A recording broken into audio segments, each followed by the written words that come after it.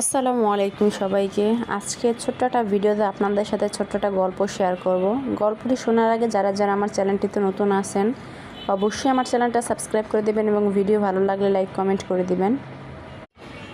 জীবনে যদি আপনি কখনো কষ্ট না করেন তাহলে কখনো সফলতার আশা করা যায় না। সফলতা পেতে হলে অবশ্যই কষ্ট করতে হবে। আমার মা বাবা দুজনেই জীবনে অনেক কষ্ট করে তাদের সকল স্বপ্ন, সুখ, ইচ্ছা অনিচ্ছা বিসর্জন দিয়ে আমাদের 3 ভাই বোনকে লালন পালন করে বড় করেছে, আমাদেরকে লেখাপড়া শিখিয়েছে। আলহামদুলিল্লাহ এখন আমরা অনেক ভালো আছি। কিন্তু কষ্টের দিন মানুষের বেশি দিন থাকে না, কিন্তু কষ্টের সময় মানুষের করা ব্যবহার, তাদের করা আচরণ সব কিছুই মনে থেকে যায়। তো যাই হোক, সেগুলো আর না বলি। যদি কখনো সময় হয়, সুযোগ হয়, আপনাদের সাথে জীবনের গল্পগুলো শেয়ার করব। তো আজকে আমাদের বাসায় কিছু নতুন ফার্নিচার নিয়ে আসা হয়েছে।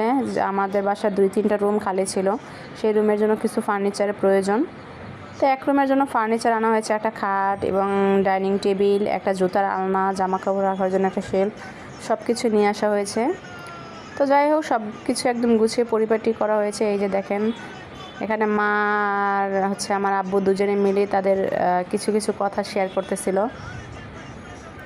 তো যাই হোক, আলহামদুলিল্লাহ আমরা সবাই ভালো আছি এখন। যারা আমার চ্যানেলটিতে নতুন আছেন অবশ্যই আমার চ্যানেলটা সাবস্ক্রাইব করে দেবেন এবং ভিডিও ভালো লাগলে লাইক কমেন্ট করে দেবেন। আজকের ছোট্ট ভিডিওটা এই পর্যন্তই ছিল। সবাই ভালো থাকবেন, সুস্থ থাকবেন। আল্লাহ হাফেজ।